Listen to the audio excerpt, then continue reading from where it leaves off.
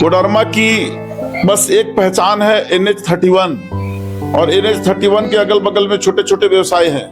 अब तो NH31 भी डाइवर्ट हो रहा है।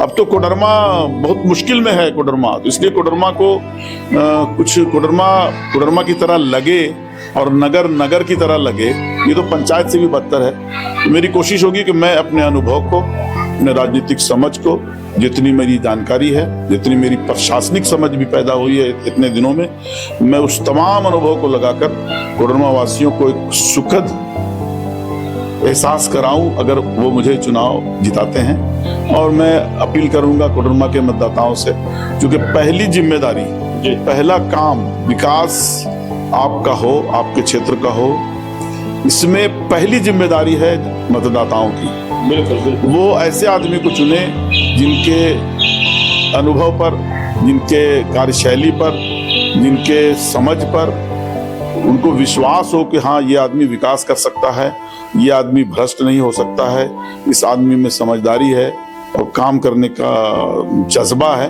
तो पहली जिम्मेदारी अगर मतदाता निभाते हैं और मुझे अपने प्रतिनिधि के रूप में अध्यक्ष पद पे बिठाते हैं, तो मैं वादा करता हूं कि 2 वर्षों में, मैंने संकल्प लिया है खुद से कि 2 वर्षों में कोडरमा नगर पंचायत, जो अब तक शहर की तरह, नगर की तरह लगता ही नहीं है, वो 2 वर्षों में नगर की तरह दिखने लगे।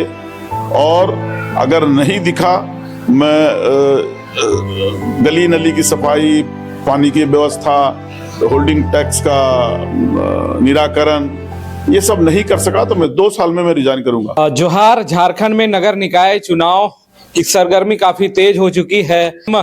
कोडरमा नगर पंचायत क्षेत्र में है, जहां अध्यक्ष पद के उम्मीदवार के तौर पर इस बार काफी मजे हुए राजनेता कोडरमा विधानसभा में कई बार चुनाव लड़े हैं, सेकंड पोजीशन पे भी रहे हैं। और कोडरमा ही नहीं, पूरे झारखंड में भी लोग इन्हें जानते हैं। काफी अनुभवी राजनेता हमारे साथ जुड़ चुके हैं, उन्हीं से बातचीत करेंगे और जानेंगे क्या कुछ तैयारी इस बार कोडरमा नगर पंचायत को लेकर है। बहुत बहुत स्वागत है साजिद हुसैन उर्फ लल्लू जी आपका दनिश खजाना में। जी धन्यवाद। आप नगर निकाय चुनाव के लिए अपना नॉमिनेशन करा दिया है, अध्यक्ष पद के लिए आप उम्मीदवारी पेश किए हैं, तो आखिर क्या वजह रही कि आप नगर पंचायत के लिए चुनावी मैदान में हैं? आप तो काफी मजे हुए राजनेता हैं, कई बार विधानसभा चुनाव भी लड़ चुके हैं। देखिए, कई बार तो नहीं कहेंगे, लेकिन चुनाव 2005 में मैं लड़ा था, और चूंकि पार्टी ने टिकट नहीं दिया तो लोगों के बहुत जोश और खरोश था उस वक्त। तो लोगों ने निर्दलीय मुझे चुनाव लड़ाया, जनता ने लड़ाया पहली बार भी, और उस वक्त मैं निर्दलीय होकर सेकंड था। बाकी चूंकि जनता के लिए हम राजनीति में आए हैं, जनता की बात सुनते हैं, जनता के कहने पे चलते हैं।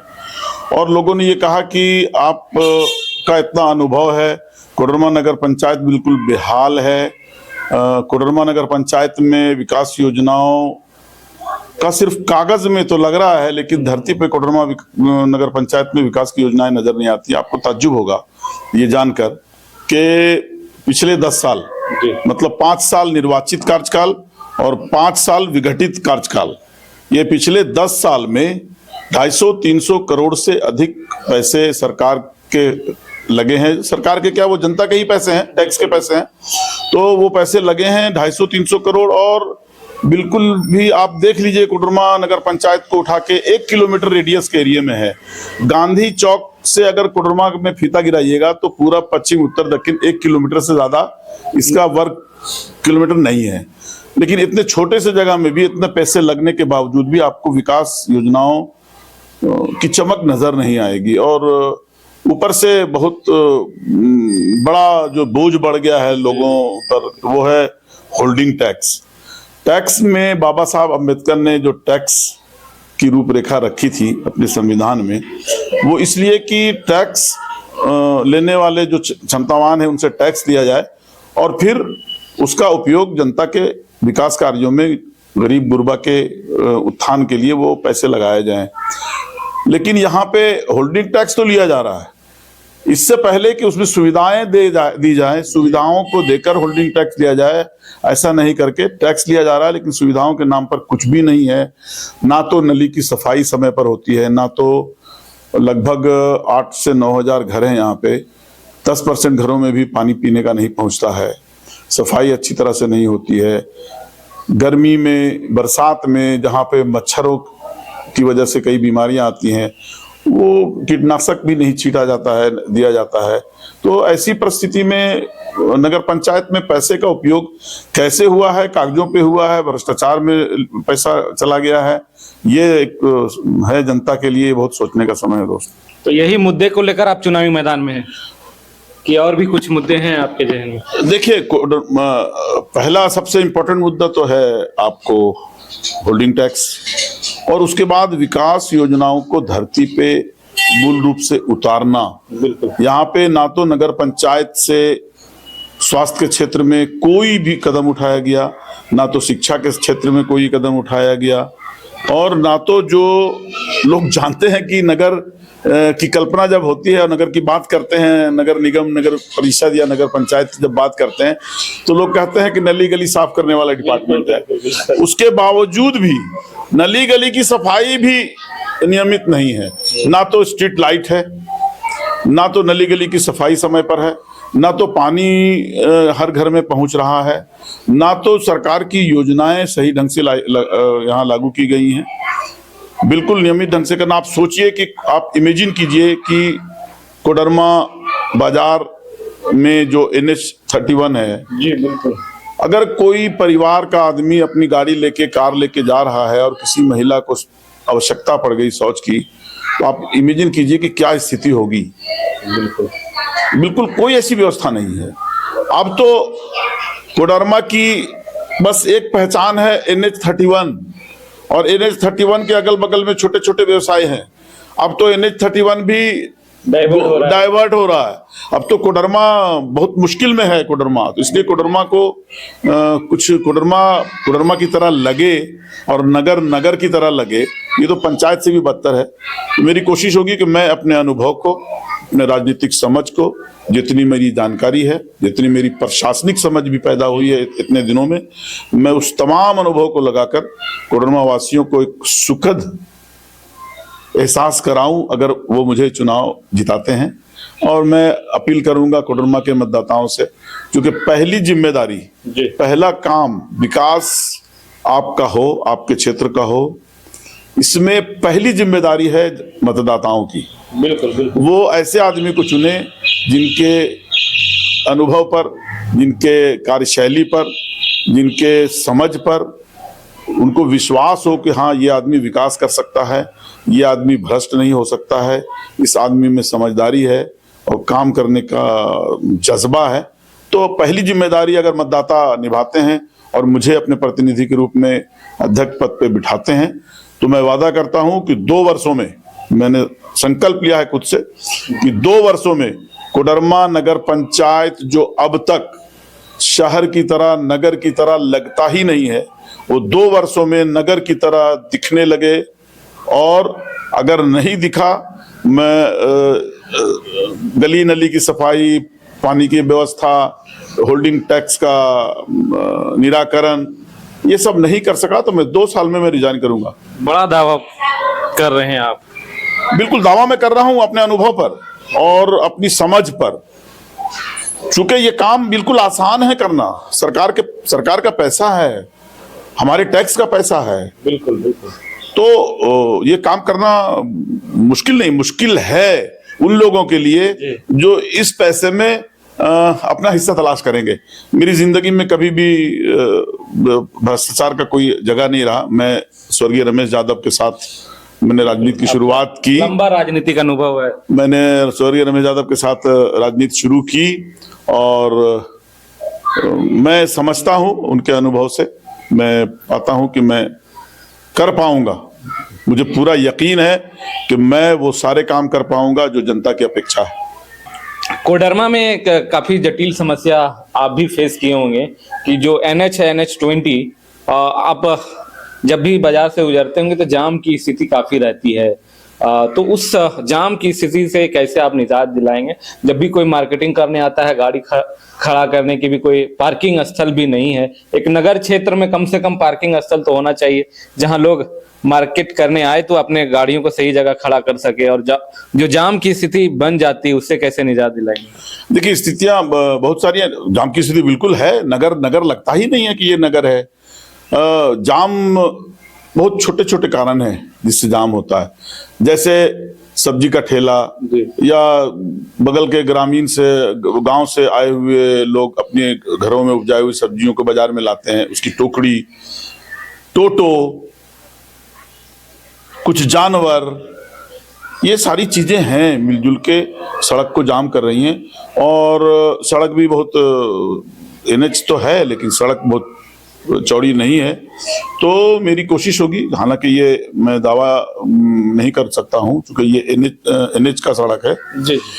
लेकिन इस काम में भी नगर पंचायत की हिस्सेदारी होगी, क्योंकि नगर पंचायत के अधीन जो नियम है और अधिनियम जो सरकार का है उसमें सारी चीजें आती हैं। यातायात भी आता है, सेल टैक्स भी आता है, टैक्स भी आता है, सब चीज आता है। तो उसको बिल्कुल कानून के तहत एनएच से बात करके इस सड़क को चौड़ा किया जाएगा और 2 लेन बनाया जाएगा और यातायात की व्यवस्था सुदृढ़ की जाएगी। बिल्कुल टोटो के लिए अलग स्टैंड, बसों के लिए अलग स्टैंड, और जो निजी गाड़ियां हैं, निजी वाहन है, मोटरसाइकिल है या कार है, उनके लिए बिल्कुल स्टैंड बनाया जाएगा, जो नहीं बना है अब तक।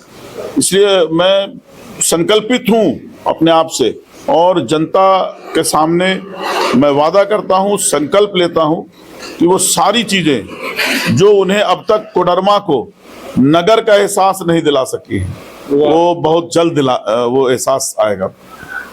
कई प्रत्याशी मैदान में हैं, तो उन प्रत्याशियों से आप कैसे अपने आप को अलग रखते हैं? देखिए, ऐसा है कि सभी इंसान हैं जी बिल्कुल। कोई किसी घर में पैदा हुआ, कोई किसी घर में पैदा हुआ, कोई किसी धर्म का है, कोई किसी धर्म का है, कोई किसी जात का है। तो मतलब ये नहीं होता है। व्यक्ति का अपना चरित्र, अपनी सोच, ये काउंट करती हैं और अपनी समझ काउंट करती है। उसकी समझदारी, कैसे उसको काम करना है, कैसे वो काम कर सकेगा। तो जनता मालिक है, वो चुनना जानती है और मैं समझता हूं कि कोडरमा में इस बार जनता सभी मापदंडों को सामने रख के और बिल्कुल अपने लिए अध्यक्ष अपने लिए चुनेगी। कोडरमा की जनता, कोडरमा के मतदाता अपने लिए अध्यक्ष चुनेंगे, ना कि कोई अध्यक्ष बन के उस की माला पहन के खुश होने वाला चुनेंगे, बल्कि जनता इस बार अपने लिए अध्यक्ष चुनेंगे।